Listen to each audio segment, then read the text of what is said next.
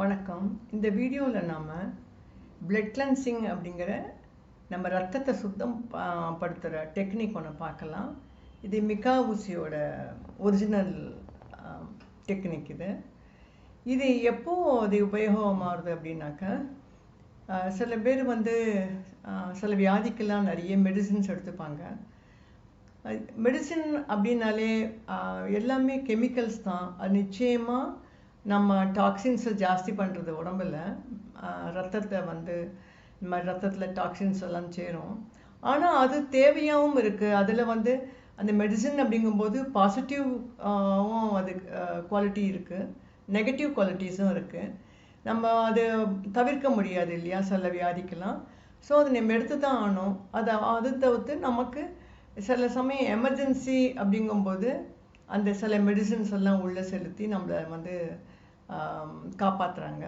So அந்த எல்லா மெடிசினுமே நிச்சயமாக மெடிசின் அப்படின்னாலே அதுக்கு சைடு எஃபெக்ட் இல்லாமல் இருக்காது. அது கெமிக்கல்ஸ் கலந்ததுனால அது உடம்புல நிச்சயமாக டாக்ஸின்ஸும் ஜாஸ்தி ஆகுது. ஸோ அந்த உடம்புல ரத்தத்தை எப்படி சுத்தப்படுத்துறது அப்படிங்கிறத பார்க்கலாம். இதை நமக்கு நாமளே பண்ணிக்க முடியாது. அதுக்கு வேறு ஒரு டெக்னிக் இருக்குது. இது மற்றவங்களுக்கு தான் நம்ம பண்ண முடியும். ஆனால் இது ரொம்ப ரொம்ப எஃபெக்டிவ். அதாவது உடம்புல இருக்கிற ரத்தத்தை அது எல்லா செல்லுலேயும் போய் அந்த டாக்ஸின்ஸ் எல்லாம் சரி பண்ணிவிட்டு எடுத்துட்டு ஒரு புது பிளட்டை ஃப்ளோ பண்ண வைக்குது இந்த டெக்னிக். ஸோ அதனால் ஹீலிங் அப்படிங்கிறது நமக்கு ஈஸியாக வேகமாக நமக்கு கிடைக்கிறது. இன்னொன்று ஒரு புத்துணர்ச்சி கொடுக்கும். இதை பண்ணவங்களுக்கு நிச்சயமாக அதோட நச்சுத்தன்மையெல்லாம் எடுத்துகிறதுனால, மருந்தோட நச்சுத்தன்மையெல்லாம் உடம்புலேருந்து எடுத்துகிறதுனால அவங்களுக்கு ரொம்ப நல்ல ஒரு ஃபீல் பண்ணுவாங்க. இதை எப்போ பண்ணணும் அப்படின்னா, அது எப்போ தனியாகவும் பண்ணலாம், இல்லை ஒரு ஹீலிங் அவங்களுக்கு கொடுத்ததுக்கு அப்புறமாவும் பண்ணலாம், இல்லை ஆல்டர்னேட் டே இதை பண்ணலாம். எப்படி வேணால் நம்ம பண்ணலாம், நம்ம டயத்தை பொறுத்து இருக்குது. ஆனால் இந்த டெக்னிக் ரொம்ப டைமே எடுக்காது. அதாவது பார்த்தீங்கன்னா மிகா ஊசியோட மெடிடேஷனோ டெக்னிக்கோ ரொம்ப சுலபமாக பண்ணுற மாதிரி கொடுத்துருப்பாரு. அதை தவிர்த்து ரொம்ப கம்மி நேரத்தில் பண்ணுற மாதிரி கொடுத்துருப்பாரு.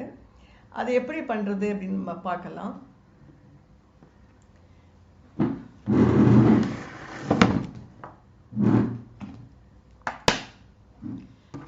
நான் உங்களுக்கு இப்போது இந்த டெடி பேரை வச்சு நான் உங்களுக்கு எக்ஸ்பிளைன் பண்ண போகிறேன், ஈஸியாக உங்களுக்கு புரியுற மாதிரி. ஸோ இப்போ அவங்கள யாருக்கு நம்ம பண்ணணுமோ அவங்கள படுக்க வைக்கலாம், இல்லை இப்படி உட்கார வைக்கலாம் சேரில். இப்போ அவங்கள ஃபஸ்ட்டு நீங்கள் எப்போவும் நம்ம ஆரம்பிக்கும்போது அந்த இன்டென்ஷன் என்ன, அப்புறம் ரேக்கி எனர்ஜி கனெக்ட் பண்ணிக்கோங்க, ப்ரேயர். அது கண்டதுக்கப்புறமா நம்ம ப்ரேயர்ஸ் ஹீலிங் கொடுக்கறதுக்கு முன்னாடி நம்மையும் யாருக்கு நம்ம ஹீலிங் கொடுக்க போகிறோமோ அவங்களையும் ஒரு ஒயிட் லைட் ஃபில் பண்ணி கவர் பண்ணுற மாதிரி நம்ம விஷுவலைஸ் பண்ணிக்கணும். இப்போ அவங்க படுத்துட்டாச்சு. ஃபஸ்ட்டு அவங்க ஆறாவை கிளென்ஸ் பண்ணணும். இந்த மாதிரி 2-3 வாட்டி பண்ணுங்க. அதுக்கப்புறமா கையை ஷோல்டர்லேருந்து ஃபிங்கர் டிப்ஸ் வரைக்கும் உருவி விடணும். இந்த மாதிரி உருவி விடும்போது ஆரம்பிக்கும்போது இன்ஹேல் பண்ணுங்க, விடும்போது எக்ஸேல் பண்ணுங்க.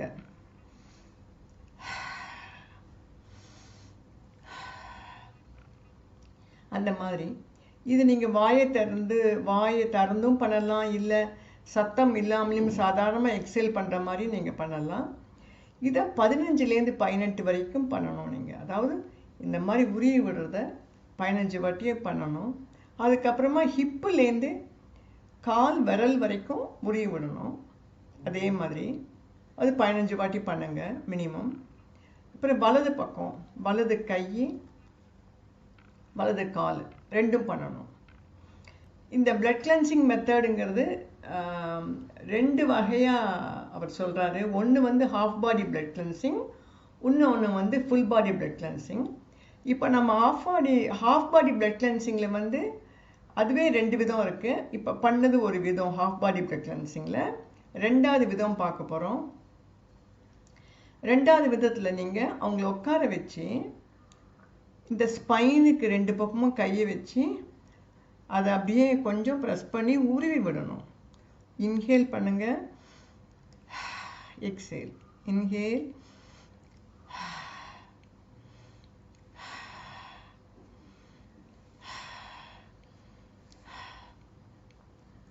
மேலேந்து கீழே வரைக்கும்.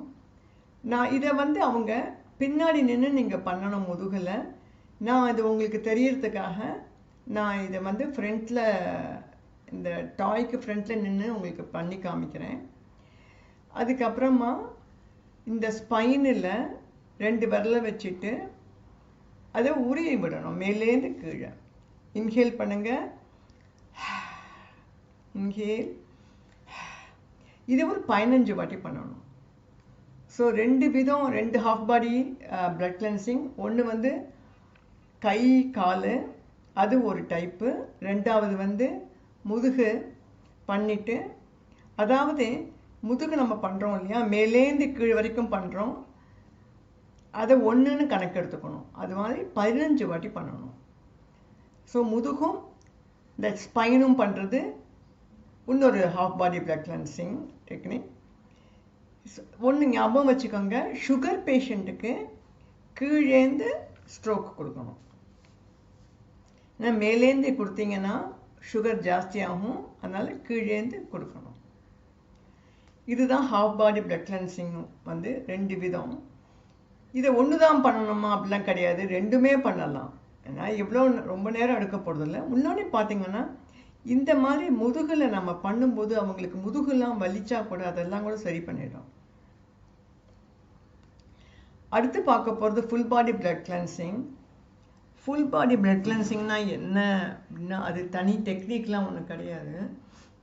இவங்களுக்கு நம்ம கொஞ்சம் ஹீலிங் பண்ணி முடிச்சுட்டு, அதாவது தலைக்கு இப்போ கொஞ்சம் செஸ்ட் ஏரியாவில் ஹீலிங் பண்ணி முடிச்சுட்டு, அதுக்கப்புறமா ஹாஃப் பாடி பிளட் கிளென்சிங் எதே ஒன்றோ இல்லை 2மோ பண்ணுறது தான் ஃபுல் பாடி பிளட் கிளென்சிங். அது இது ரொம்ப ஈஸி தான் பண்ணுறதுக்கு, ரொம்ப நேரம் எடுக்காது. பண்ணி பாருங்கள்.